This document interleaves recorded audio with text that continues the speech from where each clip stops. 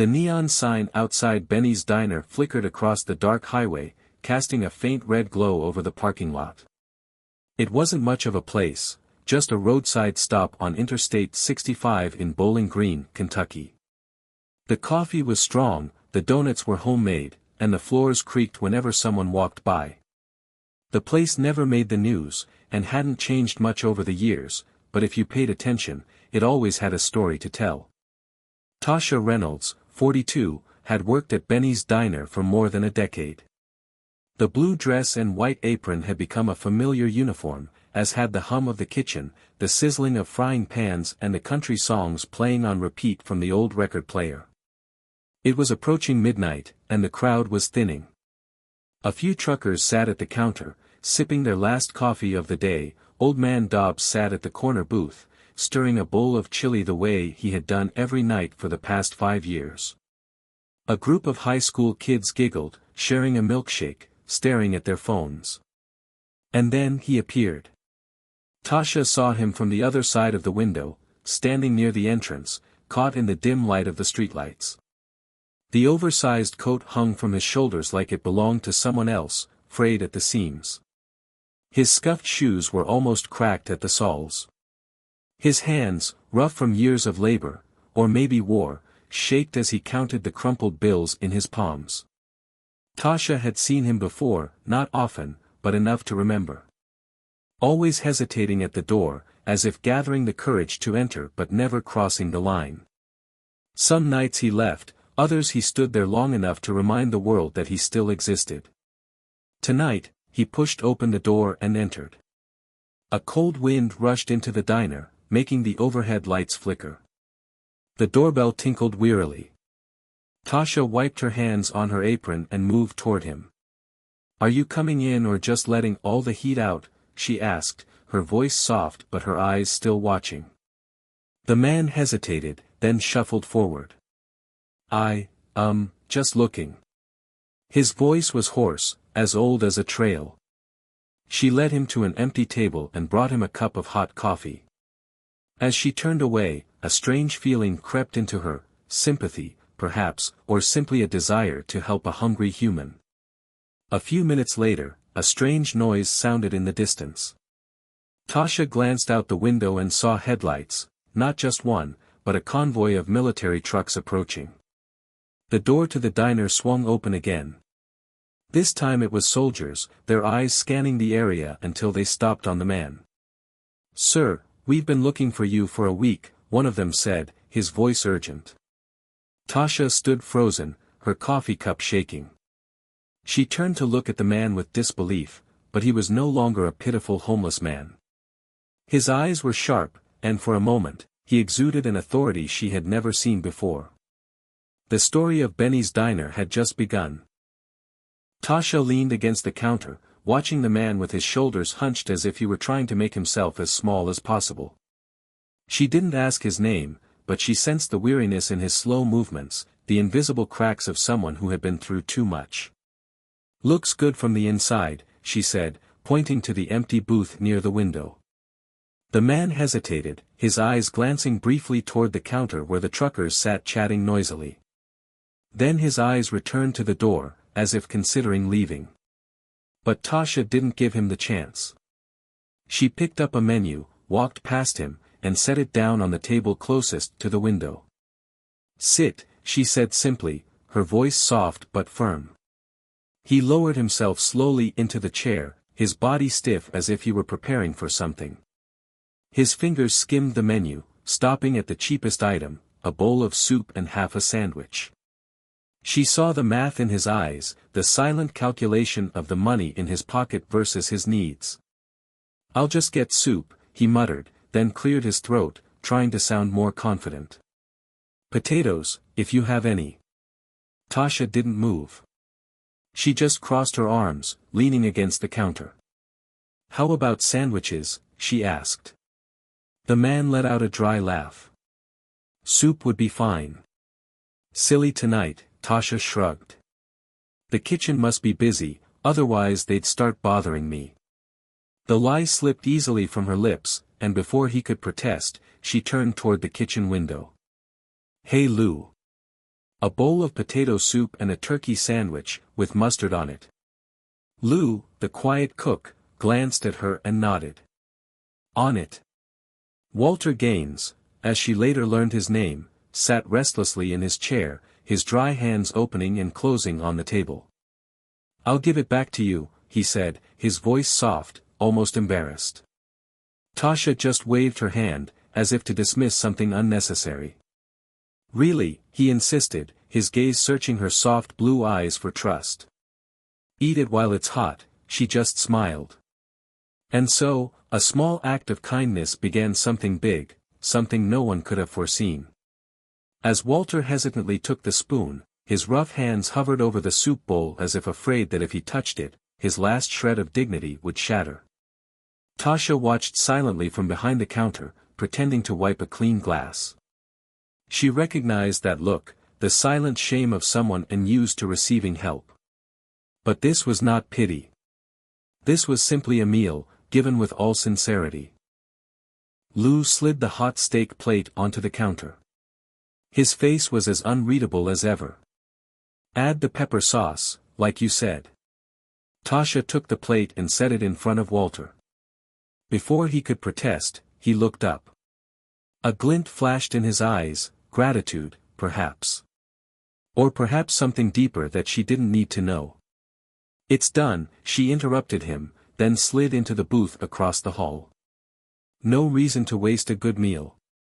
For a moment, he just sat there, staring at her, as if trying to figure out if there was anything fishy.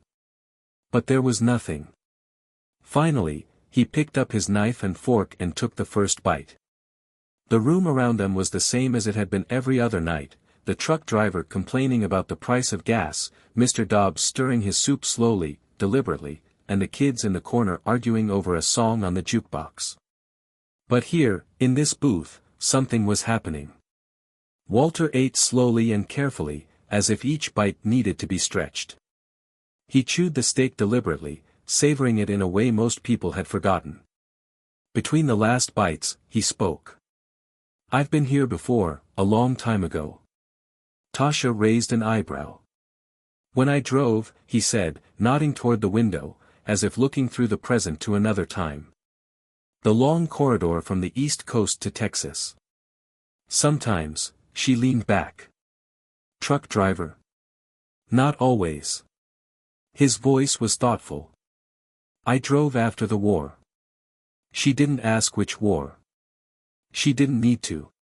It was enough to see in his eyes, the deep lines, the indelible marks of time.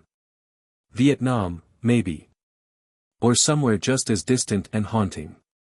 She knew better than to ask the wrong questions. People who had been through hell didn't always want to talk about it. So she kept it simple. "What made you stop driving?" Walter put down his knife and fork, a bitter smile on his lips. "The body always gives up before the will does." Tasha nodded. "Yes, isn't that true?" There was a silence between them, no awkwardness, no weight. Just, an understanding, without words.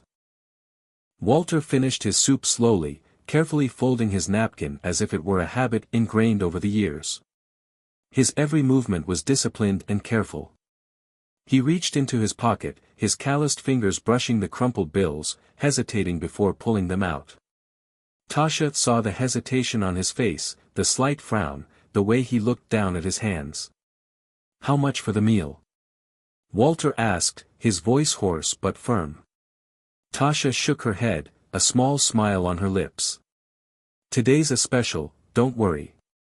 Walter didn't like it. She could see it in the way his jaw tightened, the slight shift in his chair as if he were struggling. "I don't take charity," he said finally, each word heavy. "It's not charity," Tasha said softly. "It's just a meal." Walter sighed heavily, his gaze dropping to the table for a moment. "I'll pay you back." "No need," she replied, standing up and taking the empty bowl. But Walter was steadfast. "Someday," his voice this time with an undeniable weight. She looked at him for a moment, then nodded slightly. "Okay, someday." Walter nodded, standing with the stiff gait of someone who had walked too many miles with too little rest. Before he left, he paused, looking Tasha in the eyes. "Thank you, Miss Reynolds." Tasha was stunned. She had never given him her last name. But before she could ask how he knew, the doorbell jingled and Walter was gone. She had not expected that someday would come sooner than she had expected. The next morning began like any other. The sun rose slowly, painting the sky in orange and pink. Tasha started her morning shift, flipping down her chair, setting up the syrup dispenser, making sure the coffee was strong enough to keep the truckers awake on the road. Walter passed through her mind like a fleeting memory. Many people had passed through the diner, some had left an impression, most had faded. Walter seemed different, but life went on. By noon, the diner was packed. Plates clanked, conversations overlapped. A man at the counter was arguing with Lou about whether ketchup should go with eggs. Tasha was pouring coffee for a customer when she heard it. An engine. Not just one, but many. The floor shook slightly, shaking the salt shaker on the table. Through the window, Tasha saw them, a convoy. Not one, not two, but 4 large military vehicles rolling into the parking lot. Large trucks, with official government plates. Not just a few National Guardsmen stopping for lunch. This is serious. The dark windows reflected the dim light from the lamps inside the diner, making the atmosphere even more oppressive and tense. A sudden silence fell over the space, as if someone had turned off the sound of the world.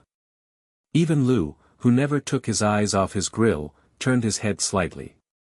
Tasha's stomach clenched, a feeling of unease spreading throughout her body.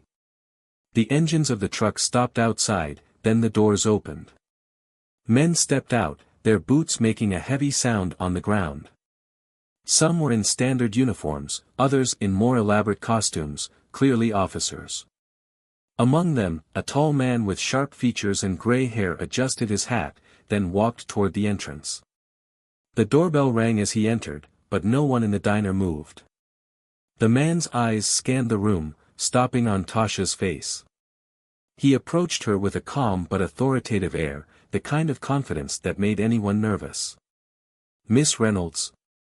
His voice was dry, making Tasha's throat tighten. She didn't like the way her name came out of his mouth. She forced herself to nod. "That's me." The officer removed his cap, and the silence stretched.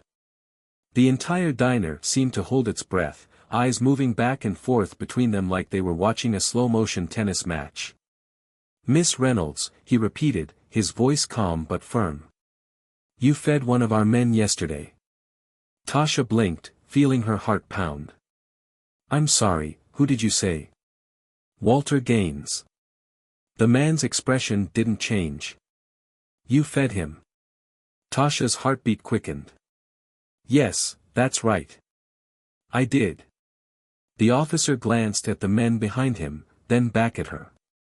"You don't know his story," he continued, his voice low and sharp. "But we do." A tingle ran down Tasha's spine. She glanced out the window, at the parked trucks. Whatever this was, it was much bigger than she'd imagined. In the diner, no one dared to move. Forks hovered in the air, coffee cups clutched in hands. No one spoke. Tasha took a deep breath, trying to calm herself. She crossed her arms over her chest. "So, can you tell me what's going on?" The officer stared at her for a long moment, then pointed to the nearest booth. "I think you should sit down and listen to this." But Tasha didn't sit. She couldn't. There was something in the man's eyes that made her stomach clench. She'd spent years reading people, truck drivers on their 5th coffee, street vendors with forced smiles, teenagers trying to look old. But this man, his face was unreadable. So instead of sitting down, Tasha leaned against the counter, bracing herself for what was coming next, something she knew would change everything. Tasha folded her arms, her eyes curious and a little worried. She listened quietly, her breathing slow but unable to hide her growing nervousness. The officer glanced at the other men in the room, as if considering something, then said, "Walter Gaines isn't just a veteran," his voice was low and respectful, "he's a decorated war hero." Tasha frowned, trying to hide her surprise. "He doesn't seem the type to bring that up," she said quietly. The officer sighed, a sound that was both patient and tired, as if he'd been expecting that answer. "He won't. Walter is that kind of man. But there's more to it than that." He paused, his eyes heavy with thought. Tasha waited, the room feeling smaller and quieter. Finally, the officer straightened, his voice even but heavy. "Walter served in the Special Forces in Vietnam. His unit was ambushed in 1971 during a classified mission. He was the only survivor." He paused, his gaze fixed on something far away. "Walter held off the entire enemy advance long enough for the evacuation team to withdraw safely. He saved over a dozen lives that day." Tasha blinked, feeling a shiver run down her spine. The image of the tired old man, who had carefully counted the crumpled bills before entering the diner, flashed clearly in her mind. It was the same man the officer was talking about. He was awarded the Silver Star, the Bronze Star, and 2 Purple Hearts, the officer continued. But when he came home, it wasn't easy. No one welcomed Vietnam veterans with open arms. Walter struggled with the memories, but never talked about what happened. Eventually, he disappeared from the radar. A lump rose in Tasha's throat. "How long has he been like this?" "Decades." The officer's voice was low. "He worked when he could, lived where he never asked for help. Most people forgot his name." He looked at her intently. "But you don't." Tasha shifted under his gaze. "I only gave him a meal." "You gave him more than that," the officer said softly. "You showed kindness when no one else would." She turned to look out the window. The military truck was still parked, as silent as its motionless sentinels. Dozens of questions swirled through Tasha's mind, but one stood out above all others. "Why now?" she asked softly. "Why are you looking for him now?" The officer hesitated, as if choosing his words carefully. "Walter disappeared from our records years ago. He never asked for the benefits he was entitled to. Never approached anyone who owed him more than they could pay." He paused. "We don't know where he is." "Until yesterday." Tasha frowned. "How did you find him?" The officer's expression softened a little. "He called." She stiffened. "What?" The officer nodded. "After leaving your diner, he found a public phone." Tasha felt her heart pounding. She didn't know what the call was about, but her instincts told her it was just the beginning. Tasha stood there, hesitating in front of the door, her breathing quickening. She didn't know what was going on, but she felt like she was stepping into something bigger and more complicated than anything she'd ever experienced. The officer opened the door, and the hot afternoon air rushed in. She stepped out, her eyes immediately finding Walter. He was sitting on the edge of the back door of the army truck, a wool army blanket wrapped around his thin shoulders. He looked older than last night, his face deeply lined, his eyes filled with stories that had yet to be told. Once told. But when he saw her, a light flickered in his eyes, softening the tiredness. "Tasha," Walter said softly, his voice hoarse but full of emotion. She swallowed, stepping closer. "I didn't think I'd see you again so soon," she tried to smile, but her heart was pounding. Walter let out a small, dry laugh. "I didn't think I'd see anyone either." There was a long silence between them, broken only by the rustle of the wind and the distant hum of a truck. Tasha watched him, trying to figure out what was going on. "Who are you calling, Walter?" "A number you haven't called in over 30 years, who is it?" Walter bowed his head, his old hands tracing invisible lines across the fabric of his trousers. "My wife," he said, his voice breaking. "I left her behind, because of decisions I couldn't undo. But now, I want to go home." Something in Tasha's chest tightened, a surge of emotion. She didn't understand why she felt so attached to this man, whom she had only met yesterday. But she saw the pain and hope in his eyes, and it touched her deeply. "So what now?" she asked, her voice soft. The officer standing behind them answered. "That's up to you. Walter wanted you with him when he made this journey." Tasha's eyebrows rose. "Me? Why me?" "Because if it weren't for you, he wouldn't have dared to make that phone call," the officer said softly. Tasha looked at Walter, and he nodded, his eyes soft and grateful. "You listened to me. You didn't judge. And you made me feel, not alone." She took a deep breath, feeling the weight of the moment. Then she smiled, a real smile this time. "Let's go," she said. Walter stood up, the blanket falling from his shoulders, and they walked toward the truck. Even though they had no idea what lay ahead, Tasha knew that this wasn't just Walter's story anymore. It was her story too. Tasha stood still, her eyes glancing briefly at the uniformed men standing nearby. There was something about the way they watched that made her feel like it was more important than she thought. "So, what's all this about?" she asked, her voice low and hesitant. Walter's eyes softened, as if just a moment away from his defenses completely falling away. "I made the call," he said. His voice was quieter now, as if he were still trying to believe what was happening. "I told them I was ready."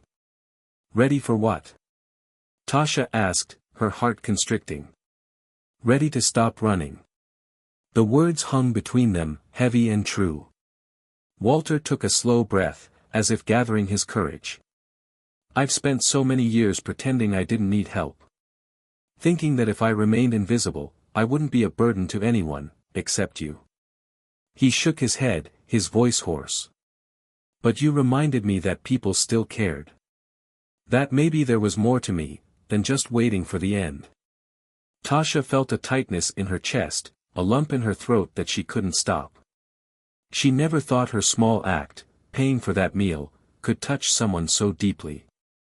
She'd just seen a hungry man and done what any decent person would do. But sometimes, the smallest things were the most important. Walter glanced at the officer standing nearby, then back at her. "They offered me a place to stay, a way to get back on my feet. And I wanted that." His voice shook, but he held steady. "But I asked them to find you. Because I need to know something first." Tasha raised an eyebrow. "What?" Walter's fingers tightened on the edge of the blanket, as if it were the only thing keeping him grounded in reality. "Do you believe in second chances?" She exhaled, softly but firmly. "Yes, Walter. I believe it." He nodded, his lips pursed for a moment before reaching into his coat pocket. With a shaky breath, he pulled out a neatly folded envelope. "Then I want you to have this." Tasha frowned, her eyes filled with concern. "What is it?" Walter handed her the envelope. She hesitated before opening it, her heart pounding at the sight of the paper inside. The handwriting was neat but old, as if someone had written it with great care and sincerity. "It was written in 1972, she murmured, her eyes lingering on the date. "Yes," Walter said, his voice barely a whisper. "It was the last letter I wrote home, but I never sent it." Tasha's stomach clenched. "Why?" Walter swallowed, his eyes distant as if looking at a painful memory. "I wrote it after that mission, thinking I wouldn't be able to come back. But I came back, and when I got home, I couldn't bring myself to send it." "Why?" she repeated, her voice soft but firm. Walter looked over at her, his eyes sad. "Because I no longer felt like the one who wrote it." A long silence stretched between them. Finally, with trembling hands, Tasha slowly opened the letter. Tasha's fingers traced the ink letters, slowly, as if feeling the weight of each word. She hadn't read it yet. It wasn't her job to rush. Walter shifted slightly in his chair, his expression unreadable. If you believe in second chances, he said, his voice low and hopeful, I think you might help me send this now. Tasha's throat tightened. Someone, perhaps she, was being squeezed by the words. Walter took a deep breath. My daughter. The words fell like a brick. Heavy. Unable to be ignored. Tasha's breath caught. She looked up at him. Your daughter. Walter nodded slowly. I haven't seen her since she was a baby. Leaving before I could hold her.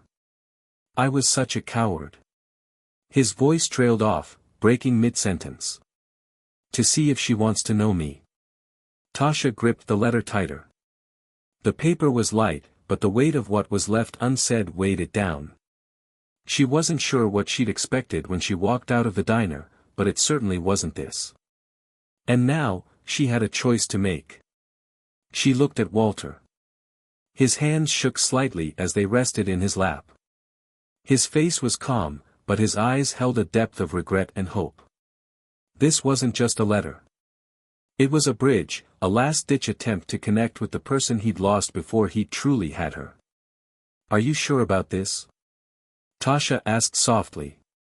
Walter exhaled, his jaw tightening. I don't know if she wants to hear from me. But I owe it to her, to try. The officers standing nearby fell silent, leaving them their privacy. This moment was no one else's to intrude on. Tasha glanced at the envelope again. It was yellowed at the edges, but the ink was still bold and sharp. The words inside had been sealed for more than 50 years. What was her name, she asked. Walter swallowed. Angela, he said, his voice cracking. Angela Porter. Tasha's eyebrows rose slightly. Porter. She took her mother's name. Walter nodded, rubbing his hands together as if to calm himself. Her mother, Marcy, tried to keep her, but I pushed them away. I thought I was helping them. I was wrong. His voice was hoarse, filled with a pain long buried. Tasha studied the man before her. And now, in the heavy silence, Walter gave a dry answer. But it was the words left unsaid that echoed the loudest. Walter sat silently on the bench, his shoulders slumped as if he were carrying the weight of the world. Tasha stood nearby, arms crossed, eyes thoughtful. I'm tired now, Walter said, his voice hoarse and lost. I'm an old fool. Who knew running never solved anything? Tasha sighed, shaking her head. You've waited a long time for this, Walter. His eyes met hers, and for a moment there was an unspoken understanding between them. It took me a long time to figure it out, he said quietly. Tasha chewed on the inside of her cheek, a habit she had when she was thinking. Then she exhaled sharply. That's right.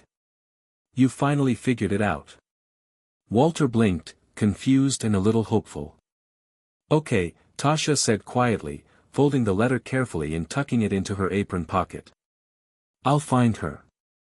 Walter's face flashed with an indescribable expression, relief, maybe disbelief. You'll do it? He asked, his voice choked. I'll try, Tasha said, her voice firm. But look, I don't know what she'll say. I don't know if she'll read this. But if you really want to make this right, I'll do what I can. Walter's throat shook, his voice cracking. I don't deserve, stop, Tasha interrupted, stopping him from continuing. I'm not here to judge you. That's between you and Angela. I just want to make sure she understands this. For the first time since they'd met, Walter looked lighter, like a man finally putting down a suitcase he'd been carrying for too long. The officer standing nearby stepped forward. Walter, it's time to go. Walter nodded slowly, then looked at Tasha one last time. If she doesn't want anything to do with me, he said, his voice barely above a whisper. Don't let it get to you. Tasha let out a short, heartfelt chuckle. I'm a waitress, Walter. You think I've never had to deal with people yelling at me? Walter looked at her, and a slow smile spread across his lips. Thank you, he whispered. Thank you, Ms. Reynolds. Tasha nodded, saying nothing more. Walter got into the truck, the door closing with a heavy click. The engine roared, and the truck slowly rolled away. Tasha stood there, watching the convoy disappear into the dust on the highway. The letter in her pocket felt heavier than ever. She didn't know what Angela Porter would say when she found her. But she was going to try. Sitting in her car with the engine off, Tasha stared at the envelope in her hand. The diner's parking lot was nearly empty now. The last trace of the military convoy had long since disappeared. The address on the letter was from another life, but now it was the beginning of a new journey. Montgomery, Alabama, where time seemed to slow down, but people didn't. They came and went, carrying stories and leaving traces. Angela Porter could be anyone and could be anywhere, but right now, she was here, and that seemed important. She let out a long sigh, her gaze wandering out the window of the small diner. Angela wasn't a detective. She wasn't some grand messenger of fate. She was just a waitress who happened to be in the right place at the right time. But sometimes, that was enough. Angela pulled out her phone and started searching. It didn't take long. Angela Porter, 54, Mobile, Alabama. The name that flashed across the screen made Tasha Reynolds pause. She stared at the phone, trying to figure out how to start. Hey Angela, this is Tasha. You don't know me, but I served your dad a turkey sandwich. And now I have a 50-year-old letter he wrote you before he disappeared from your life. Tasha sighed, knowing this sounded crazy. There was no perfect way to do this, so she just did what she knew best, stood up, faced it. Her fingers dialed the number before she could think. 2 rings, then 3. Hello. A strong voice rang out. Tasha swallowed. Hello. Is this Angela Porter? Sorry, who is this? Tasha clutched the letter in her lap. My name is Tasha Reynolds. She took a deep breath, forcing herself to continue. I just met a man named Walter Gaines. Silence. Then a sharp intake of breath over the line. He told me to find you. He wanted you to take this. The silence was long, heavy, and unreadable. Finally, Angela spoke, her voice soft but clear, my dead father. No, ma'am, Tasha whispered. He's alive. There was a long pause, then a breath so soft it was almost inaudible. That's impossible. I know this is a lot of information, Tasha said softly. But he's alive. And he wanted me to give you this letter. Angela didn't answer right away. Tasha waited, giving her time. Where are you now? Angela asked at last. Bowling Green, Kentucky, Tasha said, her voice soft but steady. Angela exhaled, shaking. I need a minute. Take your time, Tasha said, though she couldn't see her nod. The line went dead. Tasha stared at the phone. And that was it. No more promises. Just waiting and an unfinished story. Angela sat silently in the car, her eyes glued to the envelope in her hand. Her heart was still pounding, as if each beat brought back indelible memories. She knew that there was no guarantee of the future, but at least now, the truth was revealed. That was the most important thing. She opened the envelope, her trembling fingers touching the edge of the paper. After reading the letter, a tear rolled down her cheek. There were things that could not be repaired. There were wounds that would never heal. But maybe, just maybe, this was a new beginning. Angela sighed softly, folded the letter carefully, and put it in her pocket. She started the engine, the sound of the engine pulling her out of her thoughts. The car started moving, carrying her onto the long road ahead.